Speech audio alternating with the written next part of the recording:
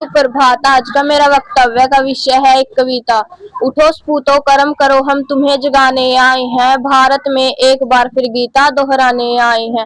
जिस देश में सिंह सपूत रहे और गीता जैसी माता हो, वो देश खड़ा लाचार बने और रोती धरती माता हो। अज्ञान बने नास्तिक बने के तुम्हें उठाने आए हैं। भारत में एक बार फिर गीता दोहराने आए हैं।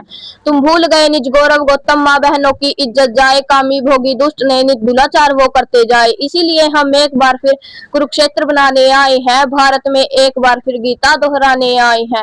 प्रेरक बनकर साथ हूँ तेरे, तब फिर क्यों तुम डरते हो। स्वाध्याय का अस्त्र उठाकर उनसे क्यों नहीं तुम लड़ते हो। स्वाध्याय के संग हो जा तो तेरी धुनी रमाए हैं। भारत में एक बार फिर गीता दोहराने आए हैं।